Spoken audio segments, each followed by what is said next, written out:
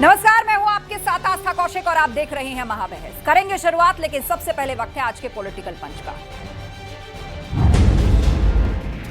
हमारे जो ऐसे सेक्टर हैं जिसमें सबसे ज्यादा लेबर लगती है, उनको जीएसटी की कम दरों से बहुत बड़ा सहारा मिलने वाला है।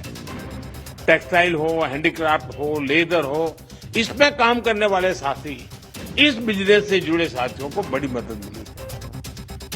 इसके साथ साथ कपड़ों और जूतों की कीमतों में भी बहुत कमी आने वाली है। हमारे स्टार्टअप्स, एमएसएमई, छोटे व्यापारी, कारोबारियों के लिए टैक्स तो कम हुआ ही है, साथ ही कुछ प्रक्रियाओं को भी सरल किया गया है। Ultra high temperature milk, the UHT milk, chena or paneer, all the Indian breads will see nil rate.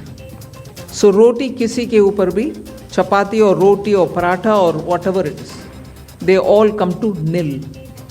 Reduction of GST from 12% or from 18% to 5. इसमें फूड आइटम्स बहुत सारे हैं, नमकीन से भुजिया है, सॉसेस है, पास्ता है, इंस्टेंट नूडल्स है, chocolates, coffee, preserved meat, cornflakes, butter, घी, ये सब 5% में आ रही है। अब जीएसटी में केवल दो प्रमुख स्लैब 5% और 18% रहेंगे।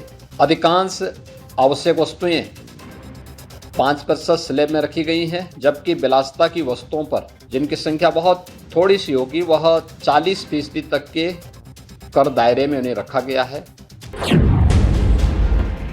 मैं आदरणीय प्रधानमंत्री जी का बहुत धन्यवाद करता हूं, आभार व्यक्त करता हूं कि उन्होंने किसानों के लिए, मध्यम वर्ग के लिए 175 से ज्यादा वस्तुओं पर, उत्पादों पर, जिनको टैक्स से फ्री किया है।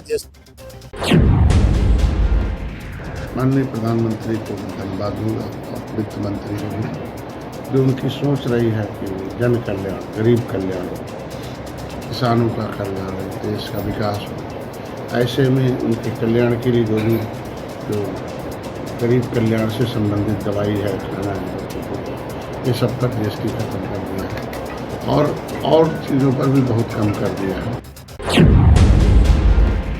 15 अगस्त 2025 को लाल किले के प्राचीर से अपने 11वें स्वतंत्रता दिवस संबोधन में जीएसटी में अगली पीढ़ी के सुधार लाने की सरकार के इरादे के बारे में बात की थी। उनके यशस्वी नेतृत्व में केवल 20 दिन में ही जीएसटी काउंसिल ने ऐतिहासिक सुधार करते हुए तमाम जरूरी वस्तुओं पर टैक्स या तो खत्म कर दिया या फिर काफ़ी कम कर दिया है।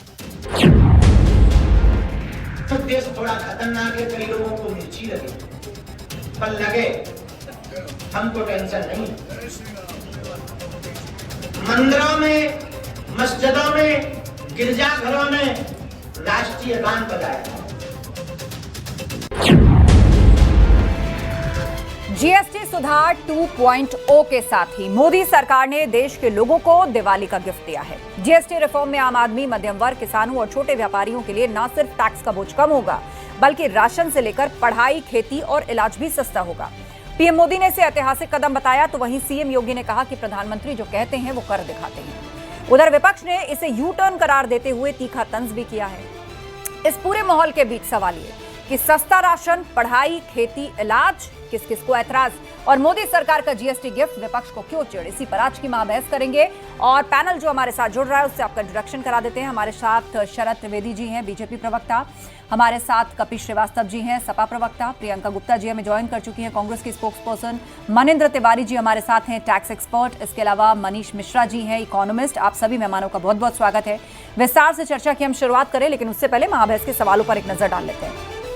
कम जीएसटी हुई कम, दशहरा दिवाली होगी बम बम, ये एक बड़ा सवाल है, क्योंकि इसको दिवाली गिफ्ट कहा जा रहा है सरकार की ओर से। और जो टैक्स स्लैबों में बदलाव किया गया है, 2 टैक्स स्लैब्स को खत्म कर दिया गया है, 5 और 18%, मेजरली सब कुछ इसी के बीच में आ रहा है। और उसके अलावा एक 40% का अलग से स्लैब बनाया गया है, जिसमें हानिकारक वस्तुएं, कुछ सुपर लग्जरी कैटेगराइज्ड चीजें रखी गई हैं।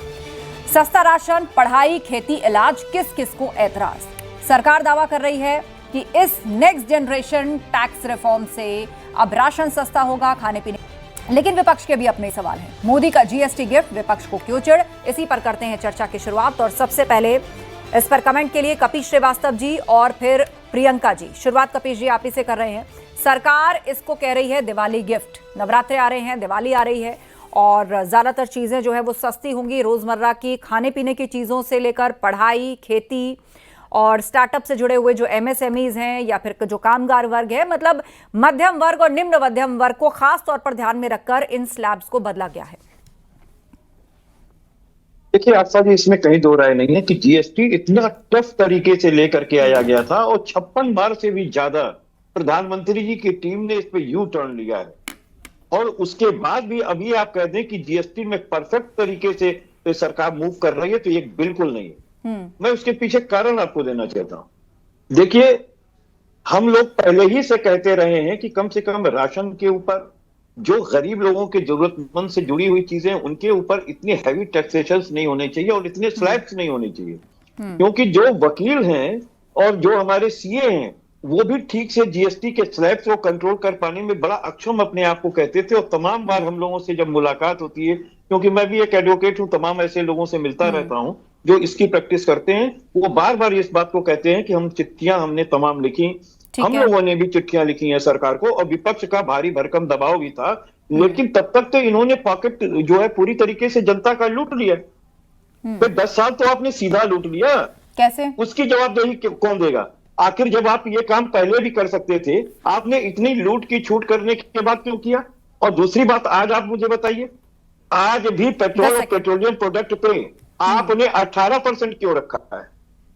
वही वन नेशन वन टैक्स आप कुछ अगर चाहते हैं तो सबको आप 5% के स्लैब में लाइए। और दूसरी बात, अभी भी दूध, दही और बटर पे आपने टैक्स लगा रखा।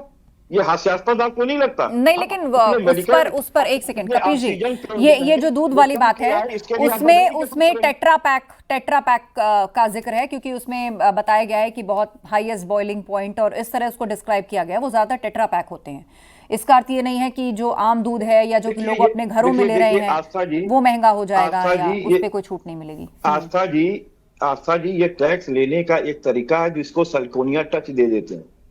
इतना कलिष्ठ बना देंगे कि आप स्वयं एक आम आदमी नहीं निकाल पाएगा, वो विवश हो जाएगा। चलिए, उसके लिए हमारे बीच में बीजेपी प्रवक्ता हैं, उनके पास मैं सवाल ले जाऊंगी, लेकिन उससे पहले एक कमेंट प्रियंका गुप्ता जी, और उसके बाद मैं अर्थव्यवस्था के जानकारों से भी बातचीत करूंगी। प्रियंका जी, कभी राहुल गांधी ने जीएसटी को गब्बर सिंह टैक्स कहा था, और आज आप देखिए कि 18% और 5%, बहुत सी चीजों पे निल, मतलब चाहे वो मेडिकल इंश्योरेंस है, आपका टर्म इंश्योरेंस है, पढ़ाई लिखाई से जुड़ी हुई चीजें हैं, पेन, पेंसिल, कागज, पेपर, खाने पीने की चीजें, उनको 5% में रखा गया है या निल किया गया है।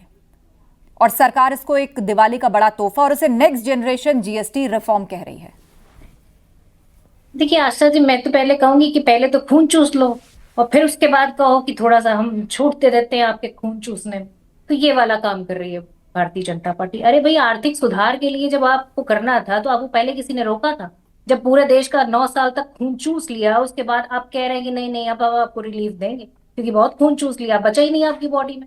आपको पता है 64% जीएसटी कौन पे करता है? इस देश का आम आदमी, जो गरीब कहलाता है, जो बिल्कुल जो है आम आदमी है। और 3% टैक्स कौन पे करता है? जो इस देश का रईस है। तो आप खुद ही समझ सकती हैं कि किसका खून चूसा जा रहा था अभी तक? आम आदमी का खून चूसा जा रहा था। और ये बात राहुल गांधी जी ने 16 में ही कह दी थी कि आपको ये टैक्स वापस लेना पड़ेगा, ये गब्बर सिंह टैक्स है, इससे जनता का भला नहीं हो रहा। और सिर्फ यही क्यों, राहुल गांधी जी ने तो नोटबंदी के लिए भी यही कहा था। तब तो आपको काले धन से बड़ा दुश्मनी थी, अब तो काले धन से प्यार भी हो गया है मोदी जी को। उसी तरह इलेक्टोरल बॉन्ड के लिए भी उन्होंने कहा। उन्होंने चाहे जो है आपकी तालाबंदी, नोटबंदी, हर चीज के लिए उन्होंने पहले ही, चाहे कृषि कानून हो, चाहे इलेक्टोरल बॉन्ड हो, सबके लिए पहले आगाह किया था। और उन सारे मुद्दों पर यू टर्न लेना पड़ा भारतीय जनता पार्टी को। लेकिन नुकसान किसका हुआ? इस देश में बिजनेस, व्यापार सब तबाह हो गए आपकी गब्बर सिंह टैक्स की वजह से। और मैं आज भी कहती हूँ कि आम जनता को राहत देने की बात जहां तक कही जा रही है, अभी वास्तव में हकीकत में देखिए कि कितनी जनता को राहत दी जाती है। ठीक है, क्योंकि हकीकत ये है कि आज चाइना हम पर पूरी तरीके से अटैक कर चुका है, पूरी तरीके से जो मैन्युफैक्चरिंग है उस पर कब्जा कर चुका है। और मैन्युफैक्चरिंग में तो चाइना पहले से बहुत आगे है प्रियंका जी, हाल ही में नहीं हुआ है। मैन्युफैक्चरिंग में चाइना पहले से बहुत आगे है और वो दशकों से आगे है। हम भी मैन्युफैक्चरिंग हब बनने की कोशिश कर रहे हैं, यहाँ भी चीजें हो रही हैं, लेकिन चाइना पहले से ही बहुत आगे है। नहीं। अरे भाई, आप फिर क्यों जो है स्वदेशी अपनाव करते हैं, जब स्वदेशी के लिए आपको कुछ करना ही नहीं है, जब आप यहाँ पर मैन्युफैक्चरिंग यूनिट ही नहीं डाल रहे हैं, फिर टैरिफ स्वदेशी क्यों? टैरिफ से ब्लैकमेलिंग से बढ़िया है, किसी के टैरिफ से आप ब्लैकमेल क्यों- होकर उसके हम- सामने बिछ जाने से, उसके हिसाब से अपने देश चलाने से, उसके हिसाब से अपनी पॉलिसी बनाने से बढ़िया है कि हम अपने आप को भी एक अवसर दें, हमारा export अपने यहाँ कम हो कोशिश रहा करें है, जितनी आत्मनिर्भरता पा पाए, तभी आप डिप्लोमेसी लेवल पर अच्छे से डील कर पाएंगे। लेकिन बहरहाल हम जीएसटी पर बात कर रहे हैं। मनिंदर तिवारी जी हमारे बीच में, टैक्स एक्सपर्ट, एक बार उनको भी सुन लेते हैं। मनिंदर जी, अभी तक तो आपने पॉलिटिकल बातें सुनी, लेकिन अब बतौर टैक्स एक्सपर्ट इसको नेक्स्ट जनरेशन जीएसटी कह रही है सरकार, इसे आप कैसे समझाएंगे? More than next generation GST है आस्था जी। आप ये देखें कि ये बहुत ही एक ईमानदार कदम है सरकार का, कलेक्शन को शेयर करने का। टैक्स रिड्यूस हुए हैं इफेक्टिवली, इससे मैन्युफैक्चरिंग आगे बढ़ेगा, इससे एमएसएमईज के प्रोडक्शंस आगे बढ़ेंगे, कैपेसिटी बढ़ेगी लोगों की स्पेंड करने की, और उससे आपका अगर इन्फ्लेशन है, जो रोजमर्रा की जिंदगी की जो चीजें हैं उसमें टैक्स रेट्स काफी कम हुए हैं। आम आदमी को कितना 40% पैसा बचेगा? मनिंदर जी, एक बहुत ही मैं सादा सा सवाल पूछूं, क्योंकि जो हमारा दर्शक है वो हमें दूर दराज, गांव, कस्बे, हर जगह से देख रहा है और टीवी को सुनकर वो समझना चाहता है। आम आदमी का कितना पैसा बचेगा? बच रहा है क्या कोई पैसा? बिल्कुल बच रहा है आस्था जी। इसमें बचने का है कि अगर 28% वाले टैक्स स्लैब से हम अगर 18% पे आ गए हैं, या 18% 12% वाले से हम 5% पे आ गए हैं, तो ये सारा का सारा पैसा एक्चुअल अगर ट्रांसफर मिलता है मैन्युफैक्चरर से, प्रोडक्शन हाउसेस से, तो वो मतलब चीजों जिंदगी का में बेस हम- प्राइस भी कम होगा क्या मनिंदर जी? देखिए, एक बिल्कुल, तो ये है कि बिल्कुल बेस जीएसटी का प्राइस। स्लैब डाउन हुआ, मतलब जिस दुकानदार से लोग सामान खरीद रहे हैं वो जितनी जीएसटी पे करता है उसको कम पे करनी पड़ेगी, तो हो सकता है वो 1 या 2 रुपया कम कंज्यूमर को दे आइटम। लेकिन बड़ा सवाल ये है कि बड़ा डिफरेंस तब देखने को मिलता है जब किसी चीज का जो बेस प्राइस है, जहां वो बनाई जा रही है, क्या उसमें कोई कटौती होगी? बिल्कुल वहां पे कटौती हो रही है, क्योंकि उनके इनपुट जो मिल रहे थे, इनपुट के जो रेट्स थे, उनको इनके साथ सिंक किया गया है, और वो इफेक्ट आगे आने वाले कंज्यूमर्स के पास ही आएगा, और वो बेनिफिट कंप्लीटली उसको मिलेगा। इसमें कितना और वक्त इससे लगेगा? सस्ता ही होगा। ये इफेक्टिव होंगे 22 सितंबर से। इसमें कितना सितंबर वक्त लगेगा जब लोगों को लगे कि अब मैं अपने पास की दुकान से सामान खरीदने जा रहा हूँ और मुझे वो सस्ते में मिल रहा टाइम है? के बाद नवंबर ऑनवर्ड ये इफेक्ट शुरू हो जाएगा देखने को इंडियन इकोनॉमी में। ठीक है, हमारे साथ इकोनॉमिस्ट मनीष मिश्रा जी भी हैं, उनसे भी चर्चा कर लेते हैं। मनीष जी, हम बहुत फास्टेस्ट ग्रोइंग इकोनॉमी हैं और लगातार अभी हमने देखा कि जीडीपी के जो आंकड़े आए देश की इकोनॉमी के, वो भी काफी उत्साहित करने वाले आए हैं। पर एक आम आदमी किस तरीके से चीजों को सोचता है कि भाई सरकार जीएसटी लेती है, सरकार उससे कमाती है, अब सरकार ने जीएसटी कम कर दिया मतलब सरकार की कमाई कम हो जाएगी, तो इकोनॉमी पे क्या फर्क पड़ेगा? हमारे जो टारगेट्स हैं या जो हमारे लक्ष्य हैं, क्या उसकी तरफ हम तेजी से बढ़ेंगे, या आम आदमी को राहत देने के लिए उसकी रफ्तार कुछ संभाली गई है?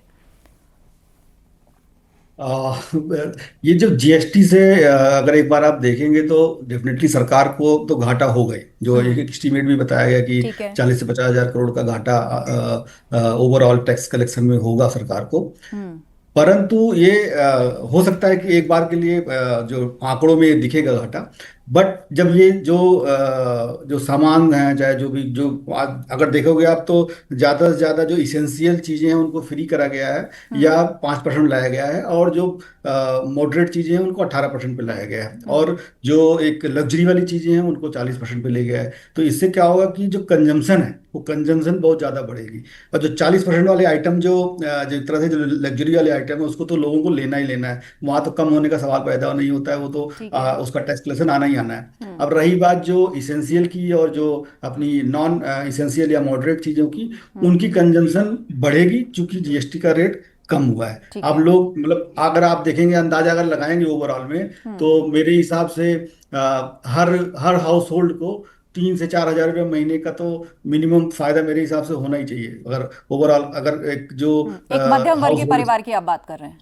हाँ मतलब मिडिल क्लास की बात करें या लोअर मिडिल क्लास की बात करें, एक जो 50,000 लाख रुपया कमा रहा होगा, तो उसके हिसाब से अगर कंजम्पशन की बात करेंगे तो उसके हिसाब से लगभग इतना उसके कैश फ्लो बढ़ेगा। जब कैश फ्लो बढ़ेगा तो जैसे मान लीजिए अगर मान लो एसी सस्ता हुआ है, अगर छोटी कार सस्ती हुई है, तो अगर उसके पास अभी एक कार थी तो हो सकता है वो दूसरी कार प्लान कर सकता है दिवाली में, या वो दूसरी ऐसी अच्छा। प्लान कर सकता है, या कोई ऐसी जो अब बहुत सारी चीजें ऐसी हैं जो कि लोअर मिडिल क्लास के लिए लग्जरी हैं, जो कि मिडिल क्लास के लिए नेसेसिटी है, तो वहां पे कंजम्पशन बढ़ेगी, यानी कि वहां पे मांग मतलब आप बढ़ेगी। ये कह रहे हैं कि सरकार प्रोत्साहित कर रही है कि लोग बाग जो है वो गाड़ी खरीदें या वो कुछ ऐसा इन्वेस्टमेंट प्लान करें। मतलब अगर ओवरऑल देखोगे ना, अगर आपने इस बजट में भी देखा होगा, तो जब 12 लाख रुपया किया था तो हाँ। सरकार का जो एक तरह से देखा जाए बात सही है कि डिमोनेटाइजेशन और जीएसटी के बाद से जो है थोड़ा सा हिंदुस्तान की इकोनॉमी में प्रेशर आया था, या अगर देखा जाए एसएमईज के लिए एसएमई जो थी वो डिस्टर्ब हुई थी,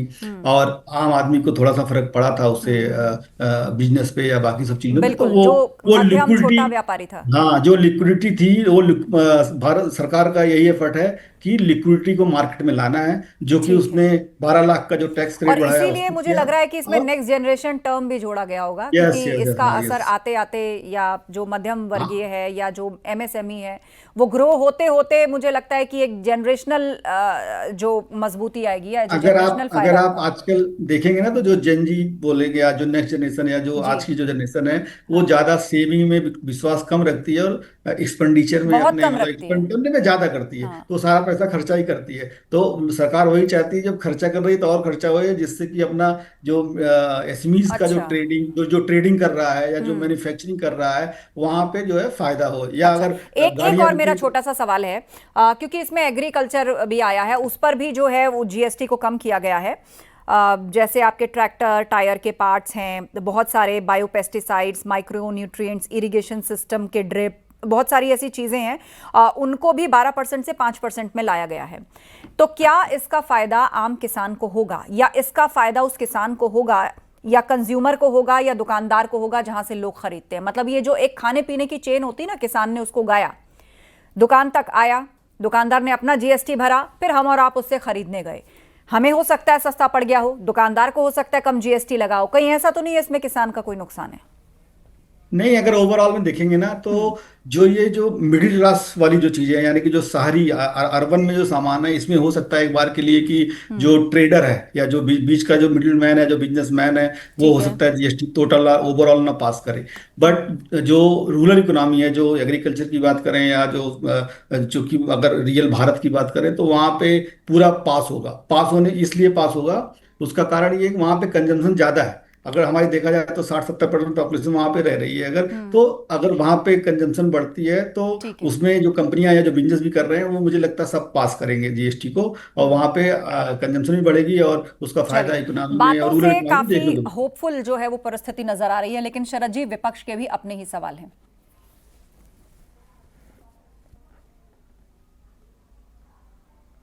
पार्टी कोई भी काम करेगी तो विपक्ष का तो बढ़ेगा ही, क्योंकि एक केंद्र में बेरोजगार गरीब युवा है और एक उत्तर प्रदेश में और एक बिहार में, तो इनकी तो तकलीफें अभी और भी बढ़ने वाली हैं, क्योंकि जिस तरह का विकास का कार्य किया जा रहा है, जिस तरह रिफॉर्म किया जा रहा है, और ये निरंतर काम चलता रहता है। अभी जो जीएसटी में रिफॉर्म लाए गए, इसको सरकार ने कहा हम आगे और रिफॉर्म लाएंगे। तो जो इकोनॉमी एक्टिविटी जो बढ़ाई जा रही है, इसमें एग्रीकल्चर है, हेल्थ है, इंडस्ट्री है, एम्प्लॉयमेंट है, एक्सपोर्ट है, और सबसे जरूरी चीज ये है कि इससे हर घर में जो है, जैसे हमारे मित्र ने कहा कि हर घर में जो है 3 से 4 हजार रुपया उनकी बचत बढ़ाया जा रहा है, कैश इन हैंड बढ़ रहा है। यही चीज जो अभी इनकम टैक्स में रिफॉर्म किया गया था, 12 लाख तक टैक्स फ्री किया गया। शरद जी, आपकी आवाज साफ नहीं आ पा रही है, शायद आप म्यूट हैं वहां से, उसको एक बार अनम्यूट कर लीजिए। तब तक हम प्रियंका जी की बात सुन लेते हैं। 20 सेकंड प्रियंका जी, 1 सेकंड। आस्था जी, सबसे पहले तो मैं ये कहना चाहती हूँ कि ये भारतीय जनता पार्टी की लूट मची हुई थी, और अभी भी पेट्रोल डीजल पर उनकी लूट मची हुई है। 20% इथेनॉल मिलाने के बावजूद भी इन्होंने 1 रुपया कम नहीं किया, जबकि घोषणा की थी कि ये कम करेंगे। आज इथेनॉल में जो मिक्सिंग की जा रही, इथेनॉल की मिक्सिंग पेट्रोल में जो की जा रही है, उसकी वजह से आम आदमी की गाड़ियों को नुकसान हो रहा है, और उसकी जेब तो हल्की हो रही है। और पेट किसका भर रहा है? गडकरी जी के बेटे का, क्योंकि उनके पास जो पूरा प्लांट है, वो पूरा जो इथेनॉल मिलाने का पूरा जो कॉन्ट्रैक्ट है, वो उनके पास है। आज क्या रहा है इस देश में? सिर्फ लूट मचाई जा रही है, वो भी आम इंसान से। एक झूठ परोसा गया कि अच्छे दिन आएंगे, this is what this good days. आप लोगों से एक्स्ट्रा मनी चूस रहे थे। अभी भारतीय जनता पार्टी के प्रवक्ता कह रहे थे 3 से 4 हजार रुपए की बचत हो जाएगी। अरे 3 से 4 हजार रुपए आपने 9 साल तक लोगों का चूसा है। आपने उस गरीब का चूसा है जिस गरीब को आपने नौकरी नहीं दी, उस किसान का खून चूसा है जिस किसान को आपने उसकी आय दुगनी करने का झूठा सपना दिखाया, और आज जो है वो 27 रुपए प्रतिदिन पर टिका हुआ है। आप कह रही है किसान को, अरे किसान को तो इन्होंने कुछ दिया ही नहीं, उसकी खाद भी आज नहीं दे पा रहे हैं, जबकि उसकी खाद डबल प्राइस पर दे रहे हैं, तब भी नहीं दे पा रहे। शरद जी फिलहाल डिस्कनेक्ट हो गए हैं। आपने कई मुद्दे रखे हैं, उससे पहले कपीश जी की बात सुन लेते हैं। कपीश जी। आस्था जी देखिए, ये सरकार जो है ये ट्राई एंड एरर मेथड से अपने आप को सुधारने की कोशिश कर रहे हैं, और इसमें कहीं कोई दो राय नहीं है कि पेट्रोलियम प्रोडक्ट्स को भी बहुत नीचे लाने की आवश्यकता थी, क्योंकि इस समय जो हमारा पेट्रोल प्रति बैरल आ रहा है वो कहीं कम आ रहा है, और जीएसटी इतनी हाई, आप इतने सालों तक आपने पेट्रोलियम कंपनीज को आपने लाभ दिया, कम से कम अब जनता को दो, क्योंकि परचेजिंग पावर अगर आप नहीं बनाएंगे तो ये सर्किल नहीं चढ़ेगी। और इसके लिए विपक्ष का जो दबाव रहा है, और साथ ही साथ ट्रंप का भी दबाव, जो इन्होंने बहुत ज्यादा टैरिफ लगा दिया है, आज हम अपने उत्पादों को अगर अमेरिका को नहीं बेच पाएंगे तो सोचिए हैं उससे परचेजिंग पावर जरूर जनता की बढ़ेगी, और वो फिर मार्केट में और ज्यादा माल खरीदने की कोशिश करेगा, और जब खरीदेगा तो वो सर्किल तो मतलब चलेगी मार्केट और में आपको लिक्विडिटी उसका बढ़ेगी, टैरिफ से तो थोड़ा सा। इसके क्या परिणाम होंगे दूरगामी, वो हम एक्सपर्ट से समझे, लेकिन शरद जी जवाब दे रहे थे, उनका ऑडियो खराब हो गया था। शरद जी अपनी बात पूरी कीजिए। देखिए, जब भी भारतीय जनता पार्टी कोई कदम लेती तो विपक्ष का दुख बढ़ता है, ये बिल्कुल एक सामान्य सी बात है। देखिए केंद्र में किसने रोका था? ये 9 साल तक आपने क्यों नहीं ये कदम लिया? आपकी ये पूरी तरीके से आप उनकी बात सुन लीजिए, माफी मांगनी वो डिस्कनेक्ट हो गए थे, चाहिए। उनकी बात सुन लीजिए, आप बात सुन लीजिए। बोलिए शरद जी। अरे अब जाके याद आया जब चिड़िया चुग गई खेत, जब आपको पता चल गया कि प्रियंका जी आप कह चुकी ना ये बात, उन्होंने सुन लिया, अब वो उस पर आपको जवाब दे रहे हैं, जवाब दे रहे हैं वो। पता चल गया कि आपके सारे और इतनी देर तक अनइंटरप्टेड आप लोग बोले हैं, वो शायद पहली बार सही से अपनी बात रख पा रहे हैं। अरे आपको माफी मेंटेन करिए डेकोरम। आपने बोला, उन्होंने सुना, वो उस पर बोल रहे हैं। शरद जी बोलिए। देखिए, विपक्ष जो है वो दुखी है, इसका मतलब सरकार कुछ सही काम कर रही है। अभी केंद्र में एक बेरोजगार युवा घूम रहा है, और उत्तर प्रदेश और बिहार में भी एक बेरोजगार गरीब युवा घूम। बजाएंगे क्या? कुछ नया नहीं बताएंगे क्या? ये पहले भी बोल चुके हैं।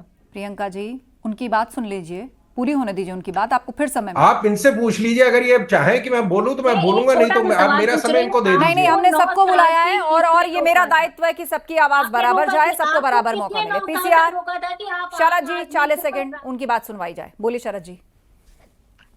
देखिए, ये रिफॉर्म बहुत जरूरी था, और सरकार ने सब जो इसमें बेनिफिक्टर्स हैं उन सबको कंसल्ट करके ये जो इसमें संशोधन किया है, और इसमें एग्रीकल्चर, इंडस्ट्री, एम्प्लॉयमेंट, हेल्थ, कोई भी ऐसा क्षेत्र नहीं जो इससे बचा हो, और इससे एक्सपोर्ट को भी निर्यात में, मतलब निर्यात में भी हमें फायदा होगा, और इंडस्ट्रियल प्रोडक्शन बढ़ेगा। जैसे भी हमारे मित्र ने कहा कि 3 से 4 हजार रुपया हर घर में और बढ़ेगा। यही जब हमने जो इनकम टैक्स में जो रिफॉर्म हुआ था उसमें 12 लाख रुपए तक का इनकम टैक्स फ्री कर दिया गया था, कितनी बड़ी बूस्ट मिली है।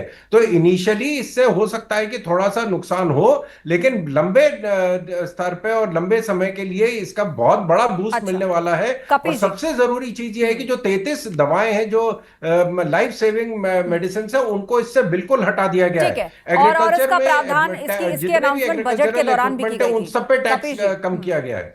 जी शरद भाई, सबसे पहली चीज तो हम ये आपसे कहना चाहते हैं, बहन प्रियंका भी यही बात कह रही थी कि जब इतने अच्छे रिफॉर्म्स आपके सामने थे तो ये आपने डे ऑफ फर्स्ट से क्यों नहीं किया? आपने 10 साल तक भारतीय और भारतीयता का खून चूसते रहे, आप खून चूसवा बन गए। जब आत्मा निकलने वाली है इस देश की, खत्म हो गई है, आप इंजेक्शन बूस्टअप करना चाह रहे हैं, वो भी एक तरफ से विपक्ष का, दूसरी तरफ से जो हैवी टैरिफ लगाई जो आप अमेरिका को निर्यात करते हो। लेकिन कपिश जी, ये उस टैरिफ का जवाब भी तो है ना, ये उस टैरिफ को जवाब भी तो है ना। कहाँ तो अमेरिका सोच रहा था कि हम मुंह खोलेंगे और अर्थव्यवस्था चरमरा जाएगी, या ट्रम्प जिस तरह से डेड इकोनॉमी कहते घूम रहे थे। लेकिन आप देखिए, हम लोग उस परिस्थिति में है कि हम उसका भी मुकाबला कर रहे हैं, हम डिप्लोमेसी भी कर रहे हैं, और उसके साथ साथ अपने लोगों को राहत भी दे रहे हैं। ये तो उस टैरिफ का जवाब हुआ। ये मोदी जी का कोई उपकार नहीं है, बल्कि 9 साल तक उन्होंने खून चूसा है। उपकार अब इस लिए शरद करने जी, की शरद जी कोशिश बोलिए। कर रहे हैं, दिखा रहे हैं। देखिए क्योंकि ये जो जिस बता रहे मामले हैं में हमारे मित्र जो मुख्यमंत्री बता रहे हैं कि महोदय पिछले 9 साल पहले ये क्यों नहीं है, इंडिया विपक्ष के पास तो 70 साल थे, ये 70 साल में क्यों नहीं इन्होंने ये किया जो ये कह के कर रहे हैं। पॉलिटिकल बहस के साथ मैं चाहूंगी कि लास्ट रिमार्क जो रहे इसमें इकोनॉमिस्ट का रहे मनीष मिश्रा जी। मनीष मिश्रा जी, पॉलिटिकल बहस इस पर चलती रहेगी, पक्ष विपक्ष इस पर सियासत करेंगे ही, ये तो जाहिर ही था, इतना बड़ा परिवर्तन और बदलाव हुआ है।